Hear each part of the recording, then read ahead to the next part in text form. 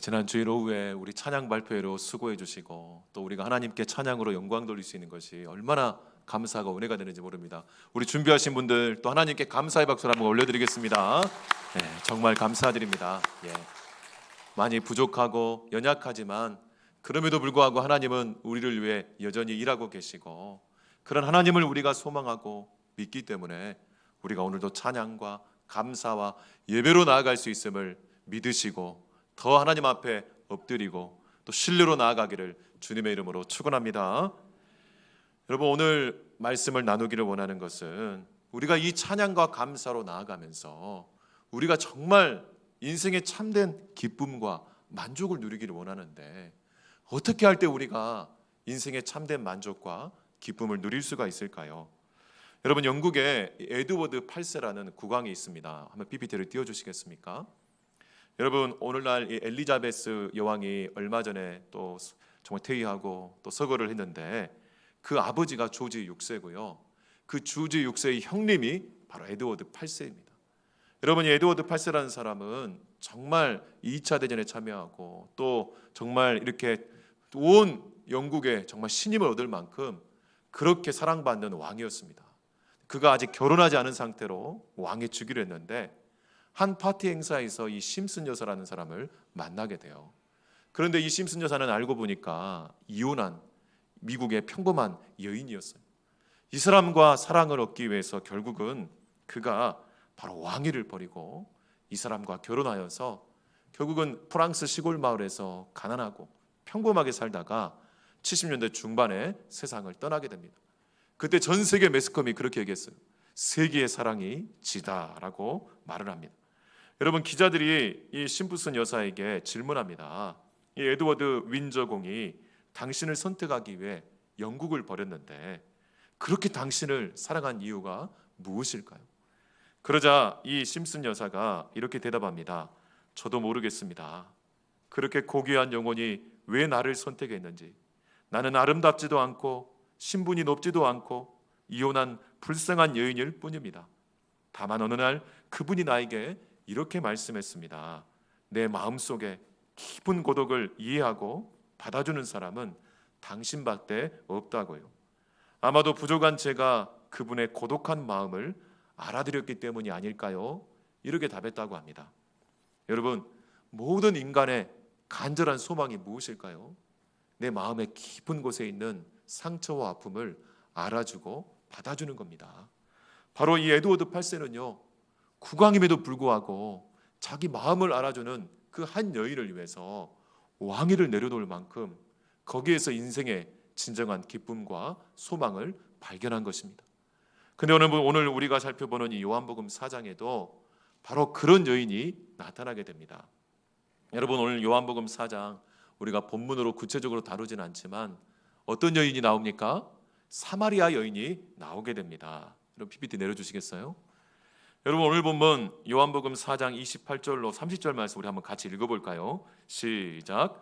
여자가 물동이를 버려두고 동네로 들어가서 사람들에게 이르되 내가 행한 모든 일을 내게 말한 사람을 와서 보라. 이는 그리스도가 아니냐 하니 그들이 동네에서 나와 예수께로 오더라. 아멘. 여러분, 이 사마리아 여인은 요한복음 4장 전반부에 보시면 여러분 잘 아는 것처럼요, 남편이 5명이나 있었습니다.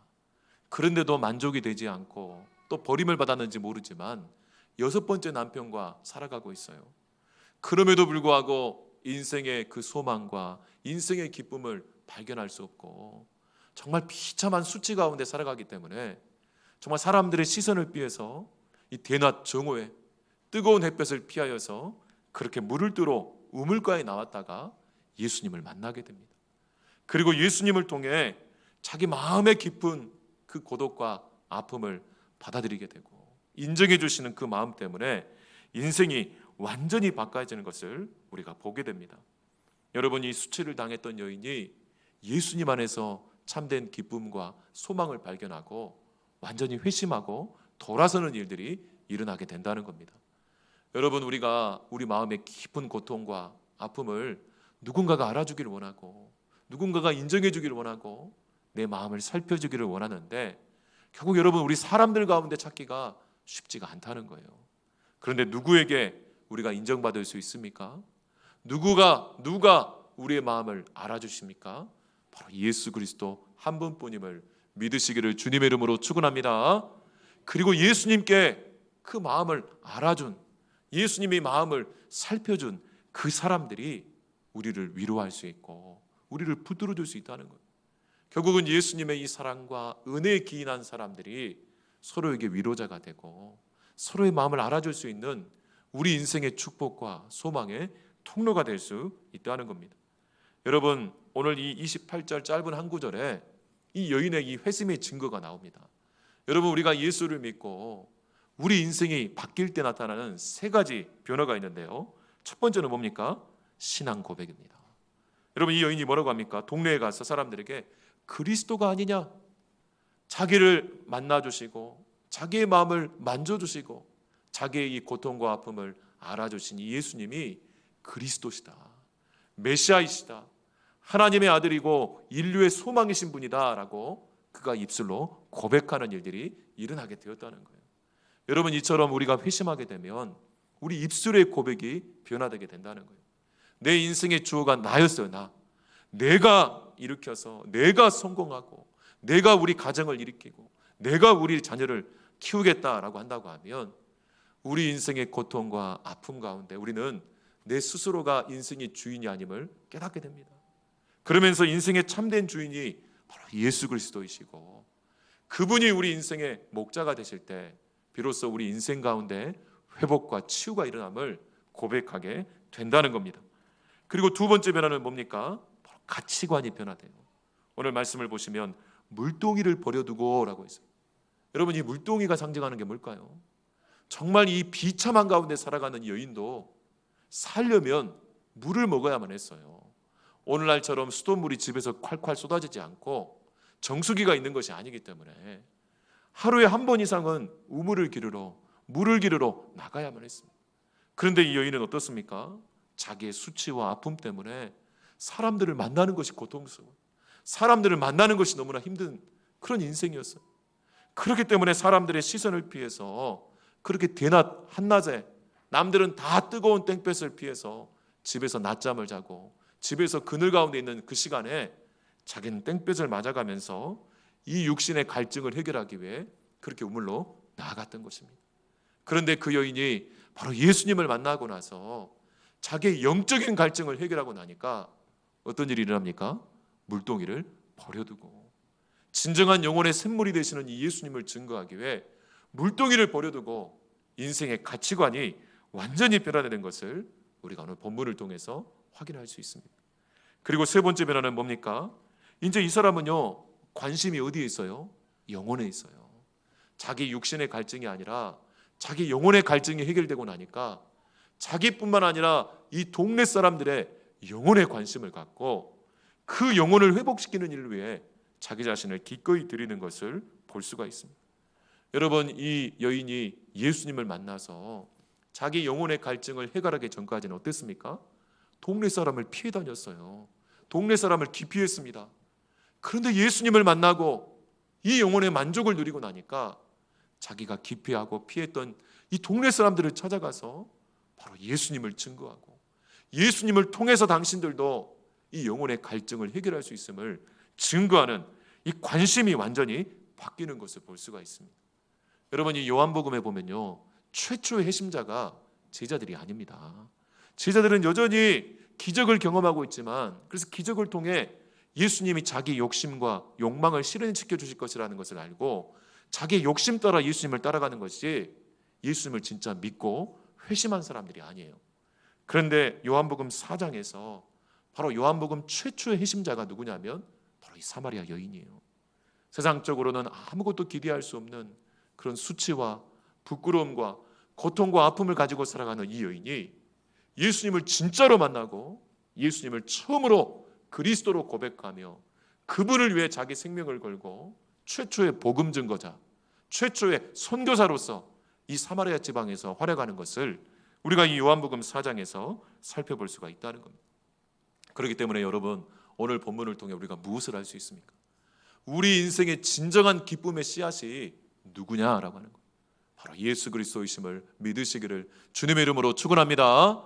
우리 마음 가운데 이 기쁨의 씨앗인 예수님이 심어져 있는데 우리가 물을 주지 않고 그것에게 정말 정성과 사랑을 쏟지 않으면요, 심겨져 있는 것이 그대로 있는 거예요. 반드시 우리가 물을 주고 가꾸고 키워야지만 이 기쁨의 씨앗이 자라서 풍성한 열매들을 통해 우리가 그 은총을 맛볼 뿐만 아니라 내가 너무 좋으니까 내 사랑하는 자녀들에게, 내 사랑하는 가족들에게, 내 사랑하는 형제와 이웃들에게 증거할 수가 있다는 겁니다. 그래서 예수님께서는 바로 이 기쁨의 씨앗이 되시고 그 아름다운 일들이 이 사마리아 여인을 통해서 일어나는 것을 보시면서 너무나 기쁘고 배부르셨어요. 여러분, 지금 이 요한복음 4장 전반부는 우리가 보지 않았지만 예수님이 사마리아 여인을 만나기 전에요, 제자들이 마을로 먹을 것을 구하러 갔어요. 왜요? 시장하기 때문이에요. 육신의 배가 고팠기 때문입니다. 그런데 예수님은요, 바로 이 사마리아 여인의 이 아름다운 변화와 이 회심을 보시면서 영적으로 배가 부르다고 말씀하고 있는 것입니다. 여러분, 오늘 본문 4장 31절로 34절 말씀 우리 함께 읽겠습니다. 시작. 그 사이에 제자들이 청하여 이르되 랍비여 잡수소서. 이르시되 내게는 너희가 알지 못하는 먹을 양식이 있느니라. 제자들이 서로 말하되 누가 잡수실 것을 갖다 드렸는가 하니 예수께서 이르시되 나의 양식은 나를 보내신 이의 뜻을 행하며 그의 일을 온전히 이루는 이것이니라. 아멘. 제자들은요, 이 시장길을 달리기 위해 음식을 어렵게 구해서 지금 가져왔어요. 그리고 예수님께 얼른 잡수시라고 하는 거예요. 왜 그렇습니까? 선생님이 먼저 드셔야지 자기들도 먹을 수 있기 때문에 그래요. 제자들의 온 관심은 바로 눈앞에 보이는 이 음식에 있어요. 지금 분명히 이 여인을 만나고 계시고 그 여인과 뭔가 의미심장한 대화를 했음에도 불구하고 제자들은 지금 침묵하고 있어요. 27절에. 왜요? 배고프기 때문에 관심이 없어요. 저 여인이 어떤 여인이고 저 여인이 어떤 고통 가운데 있다가 예수님을 만나서 변화가 됐는지 관심이 없어요. 내 육신의 욕망이 이렇게 사로잡히면요, 내 옆 사람에게 관심이 없습니다. 우리 내면에 관심이 없어요. 우리 영혼에 관심이 없어요. 그러다 보니까 어떻게 됩니까? 점점 더 영적인 악순환이 되는 거예요. 영적인 문제가 풀려야 육신의 문제도 함께 풀릴 수 있는데 근본적인 문제를 외면하고 그것을 볼 수 없고 육신의 문제에만 사로잡혀 있으니까 계속해서 그것만 바라보다가 악순환하는 가운데 더 메마르고 더 갈증나고 더 힘들어지는 것이 우리 인생의 모습이라고 하는 것입니다. 그렇지만 예수님은 바로 눈앞에 음식을 보는 게 아니라 누구를 봤습니까? 눈앞에 영혼을 보았어요. 그리고 이 여인과 물을 주제로 말씀하셨다고 하면 이제 제자들에게 음식을 주제로 말씀을 합니다. 여러분, 예수님은요, 틈만 있으면 어떤 화두를 가지고 하나님의 말씀을 증거하고 하나님의 말씀을 가르치는데 자기의 시간을 다 썼습니다. 여러분, 우리가 이 여인이 회심하고 예수님 앞에 온전한 제자로 선교사로서는 바로 근본적인 이유가 무엇입니까? 기적 때문입니까? 아니에요. 여러분, 이 사마리아 여인과의 예수님의 대화는요, 기적이 한 번도 없었어요. 뭔가 이 여인에게 초자연적인 역사가 일어나고 뭔가 치유가 일어나고 회복이 일어나는 게 아니라 예수님과의 인격적인 대화를 통해서 하나님의 말씀을 깨닫고 말씀을 증거함을 통해서 이 여인이 회심을 하게 된 겁니다. 그런데 여러분, 제자들은요, 이미 예수님을 통해서 수많은 기적을 경험했음에도 불구하고 말씀이 그 심령에 아직 들어가지 않으니까 정말 온전한 회심에 이르지 못하는 것을 볼 수가 있습니다. 여러분, 우리가 전도하다 보면 그런 얘기 하지 않습니까? 보여주면 믿겠다고. 여러분, 우리가 이 나중에 복음서에서 보지만 남자만 5,000명, 가족까지 포함하면 10,000명 이상이 이 떡과 음식으로 배부른 기적을 경험했음에도 불구하고요, 기적이 끝난 이후에는 다 도망쳤어요. 다 자기 길로 갔습니다. 그 기적을 경험한 사람이 다 예수 믿은 것이 아니라는 거예요. 오늘도 마찬가지입니다. 우리 인생의 문제가 참으로 많고 시급하지만 그 문제가 당장 해결된다고 예수님을 믿는 것이 아니라 바로 그 문제를 넘어서서 그 문제를 다스리시고 그 문제 가운데 역사하시는 하나님의 말씀이 우리 심령에 뿌려지고 하나님의 말씀이 우리 마음 가운데 자리 잡을 때 우리 안에 진정한 영적인 변화, 그리고 영혼이 잘됨같이 범사가 잘 되어지고 육체까지 강건함을 얻는 놀라운 축복이 일어나는 것을 믿으시기를 주님의 이름으로 축원합니다. 그래서 예수님 뭐라고 합니까? 34절에 예수께서 이르시되 나의 양식은 나를 보내신 이의 뜻을 행하며 그의 일을 온전히 이루는 이것이니라 라고 말씀. 무슨 말입니까? 예수님을 보내신 하나님의 뜻을 행하는 것인데 그게 뭘까요? 하나님의 진리의 말씀, 하나님의 은혜의 말씀을 가르치고 전하는 것입니다. 그리고 그 가르치고 전하는 말씀을 통해 생명을 살리고 사람을 키우며 이 사랑의 공동체를 이루는 이것이 바로 예수님의 사명이고 하나님이 보내신 뜻이라는 거예요. 이 일을 감당할 때 내가 영적으로 배부르기 때문에 육체적인 허기를 가지고 정말 비할 바가 아니다라고 말씀하고 있는 것입니다. 오늘도 마찬가지입니다. 우리가 요즘 얼마나 배부르게 삽니까? 그런데 여러분, 이 육신의 음식은요, 우리의 영적인 허기를 달래는 데는 한계가 있다는 거예요. 그런데 정말 우리를 사랑하시는 하나님의 뜻을 알고 그 뜻 가운데 우리가 부름을 받고 그 뜻 가운데 우리가 쓰임을 받으며 그 뜻 가운데 한 영혼을 살리고 내 영혼이 살아날 때 진짜 인생의 기쁨을 누리게 되고 진짜 영적으로 배부름을 경험하게 된다는 것으로 말씀하고 있는 것입니다. 그러므로 우리가 하나님의 말씀을 통해 하나님의 이 무조건적인 사랑을 깨닫고 내 영혼이 살아날 뿐만 아니라 다른 사람의 영혼을 축복하며 그들을 살리는 것만큼 우리 인생의 참된 기쁨과 소망은 없다고 해도 과언이 아니라는 거예요. 그래서 여러분, 예수님은 이 육신의 허기를 달리기 위해 당장 음식만 바라보면서 얼른 예수님이 음식을 잡수시면 자기도 먹어야지 하는 이 제자들에게 먼저 이 음식을 주제로 말씀을 먼저 가르쳐요. 여러분, 인간적으로 보면 너무 잔인하지 않습니까? 배고파서 지금 정신 못 차리는데 그 순간에도 예수님은 말씀을 가르치고 계시는 거예요. 오늘도 마찬가지입니다. 여러분, 우리 인생에서 어떤 분은 참 특별한 경험으로 예수를 믿게 되고 또 어떤 분은 모태신앙으로 예수를 믿게 되고 또 어떤 분은 진짜 말씀을 통해 예수님을 믿은 분들이 계시겠지만 우리가 다시 한번 이 여름날에 정말 말씀의 씨앗을 뿌리고 그래서 우리가 먼저 우리 영혼이 회복되는 가운데 진정한 전도와 선교가 일어날 수 있음을 믿으시기를 주님의 이름으로 축원합니다. 우리 교회가 전도하기를 원하는데요, 하나님이 주시는 감동은 어떻습니까? 우리가 먼저 체험하고 경험한 그 은혜를 우리가 나눌 수 있는 거예요. 내가 체험하지도 않고 내가 경험하지도 않은 그 말씀과 복음을 나누면 여러분, 그것은 정말 정직하지 못하는 거예요. 어떻게 보면 사기일 수 있습니다. 정말 내가 먼저 하나님의 말씀을 뿌리고 이 말씀 가운데 주시는 축복과 은혜가 무엇인지를 우리가 체험하고 경험할 때 진짜 그것의 증인이 되어서 내가 정말 한번 사용해 보니까 너무 좋은 제품은 우리가 누가 시키지 않아도 이렇게 홍보를 하고 광고를 하면서 알리지 않겠습니까?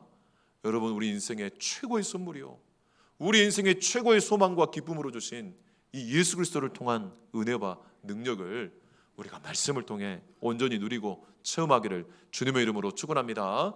잘 아시는 것처럼 우리가 4월 말에 우리 9분의 피택자를 모시고 우리가 1차, 2차, 3차 교육을 지금 하고 있는데 1차 교육 1대1 제자 훈련을 이제 세 분이 벌써 7주간의 교육을 어제부로 마치셨어요. 이 농번기 정말 바쁜 철에 정말 1대1로 하는 것 자체가 저도 부담스럽고 교육을 받는 분도 부담스럽지만 정말 전국을 다니시는 분도 금요일 밤마다 또 농번기철에 토요일 저녁마다 또 토요일 쉬는 오전 오후에 모이셔가지고 이 7번의 말씀을 나누는데요, 어제 마지막 고백들이 다 그러세요. 정말 내가 말씀을 통해 새롭게 주님을 알고 복음을 알게 되었다고. 그런 고백을 들을 때마다 제가 얼마나 감사한지 몰라요. 정말 소망하기는 우리가 올해 교회 70주년을 맞이해 많은 행사를 추구하고 많은 계획들이 있지만 무엇보다도 먼저 내 심령에 내 자신의 말씀의 씨앗을 뿌리기를 주님의 이름으로 축원합니다. 그래서 올해 하반기에요, 우리가 추수감사주의를 앞두고 2달 정도 우리가 전도를 위해서 합심하며 기도하며 준비하겠지만 그 전에 이 뜨거운 여름날부터 이 7, 8, 9월 이 3개월 동안 이제 기존의 직분자들이 좀 신청해 주십시오. 우리 남자분들은 1대1로 할 수 있지만 여자분들은 저하고 1대1하게 좀 제한될 수 있기 때문에 2사람, 3사람, 4사람도 좋습니다. 묶으셔가지고 또 제가 전도회별로 이렇게 요청을 드리겠습니다. 그래서 이제는 정말 우리가 말씀의 씨앗을 우리 심령에 심고 진짜 복음 가운데 말씀을 통해 예수님을 새롭게 만나는 그 은혜가 우리 가운데 있기를 주님의 이름으로 축원합니다. 여러분, 이 사마리아 여인 남편을 갈아치웠지만 여전히 만족이 되지 않고 더 비참해지고 더 고통스러워서 사람들로 떠나 홀로 고립된 인생들이 예수님을 만나고 나니까 진정한 영적인 갈증이 해결이 되고 진정한 영혼의 기쁨을 맛보는 것처럼 이 사마리아 여인의 기쁨이 우리의 기쁨이 되기를 주님의 이름으로 축원합니다.